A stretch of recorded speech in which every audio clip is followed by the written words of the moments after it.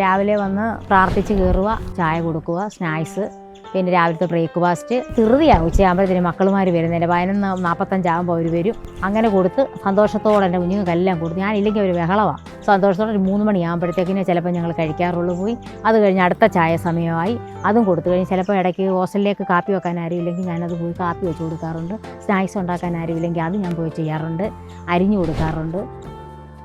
ബിരിയാണി, 65 സ്നാക്സുകൾ മീറ്ററോളം ഏറ്റവും കൂടുതൽ ഇരിക്കുന്നത്.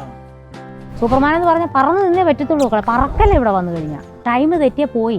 അപ്പോൾ ഈ മോൻ പറഞ്ഞ പോലെ ഫ്ലാഷാണോ അതുക്കും മേലാണോ അതുപോലുള്ള വർക്കല്ല നടന്നുകൊണ്ടിരിക്കുന്നത്. 17 വയസ്സിലാണ് മക്കളെ കല്യാണം കഴിച്ച്. പക്ഷേ ദുഃഖങ്ങളേ ഉള്ളൂ, പഠിക്കാൻ പറഞ്ഞ സമയത്ത് പഠിച്ചില്ല. അതുകൊണ്ട് ഞാൻ ഏത് മക്കളോടും പറയാറുണ്ട്, കലാലയ ജീവിതം അത് നമുക്ക് തിരിച്ചു പിടിക്കാൻ പറ്റുന്നതല്ല.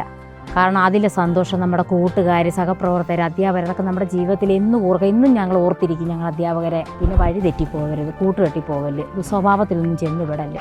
നല്ല മക്കളായി വളർന്നു വരണമെന്നാണ് ഞാൻ കൊടുക്കുന്ന ഉപദേശം. ദൈവത്തിൻ്റെ പാട്ടുപാടി സന്തോഷിക്കാറുണ്ട്. കണ്ണുനീർ താഴ്വരയിൽ ഞാനേറ്റം വലഞ്ഞിടുമ്പോൾ കണ്ണുനീർ വാർത്തവനൻ കാര്യം നടത്തി തരും. നിന്മനമിളകാതെ നിന്മനം പതറാതെ നിന്നോടു കൂടെയെന്നും ഞാനുണ്ടു അന്ത്യം വരെ.